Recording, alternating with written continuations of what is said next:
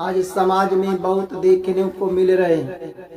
मान लो अगर माता पिता के दो पुत्र हैं, दोनों को जमीन में घर में अगर बांट दिए, दोनों को बराबर बराबर बांट दिए या किसी को थोड़ा कम या ज्यादा, और कुछ अपने पास रख लिए, अपने पास रख लिए कि चलो ये अगर कमा कर देंगे चाहे नहीं देंगे, जमीन रहेगा तो बोएंगे जोतेंगे, अपना जिएंगे खाएंगे। तो उस पुत्रों को मान भी जाना चाहिए। भाई माता पिता से तुम जवान हो, तुम्हारे हाथ पैर जवान है, तुम कमा करके जी खा सकते हो, और कहते हैं कि चलो हमने जाने के बाद मरने के बाद जो धन रहेगा जमीन आपस में फिर बांट लेना।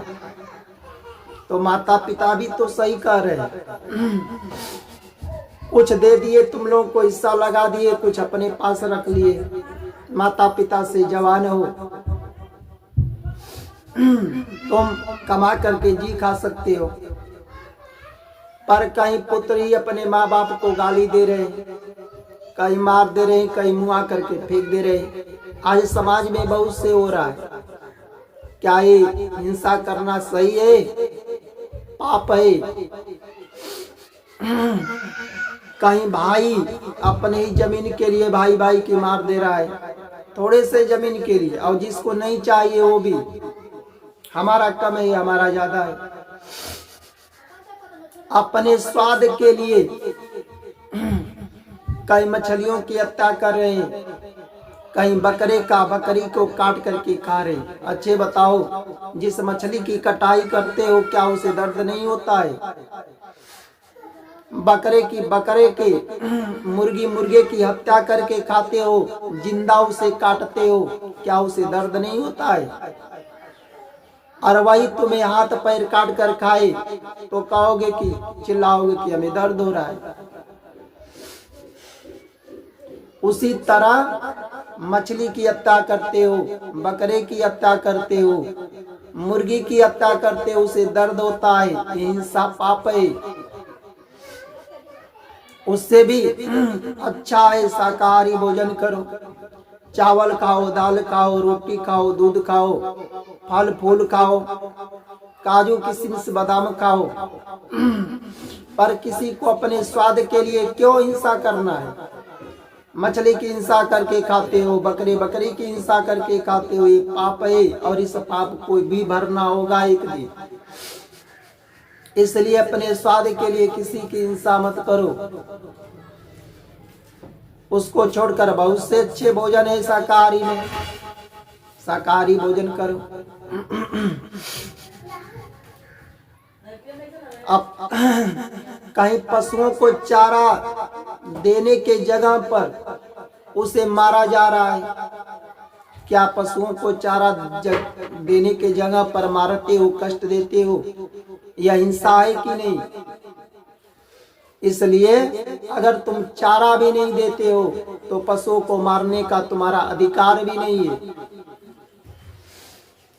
पक्षियों को दाना डालने का मनुष्यों को अधिकार है। अगर दाना नहीं डालते हो तो पक्षियों की भी हत्या करने का अधिकार नहीं है। अगर तुम उसे मारते हो तो हिंसा है, पाप है। और हिंसा करोगे तो उसका हिंसा तुम्हें पाप तो मिलेगा ही। और जब मिलता है तो मनुष्य क्या करते? ईश्वर को दोष लगाते। हिंसा नहीं करना चाहिए।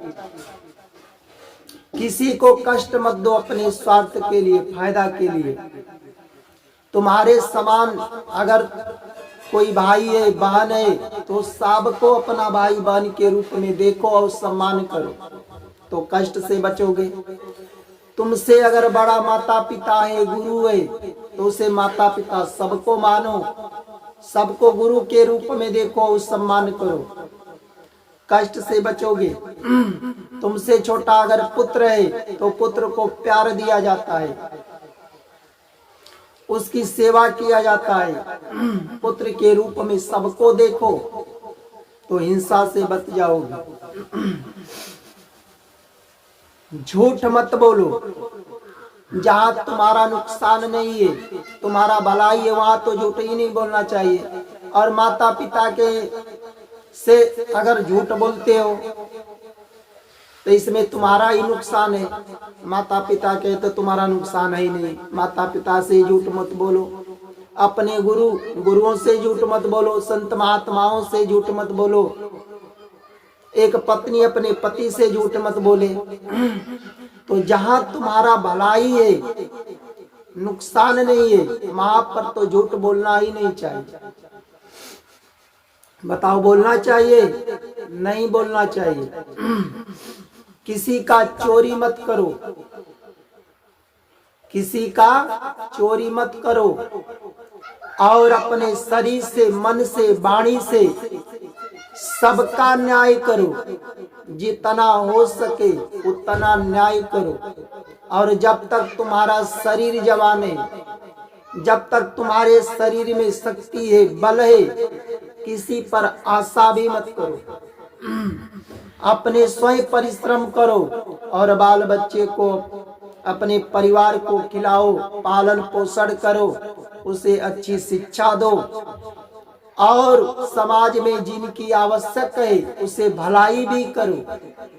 हमारा बात अच्छा लगता है तो अधिक से अधिक लाइक करो।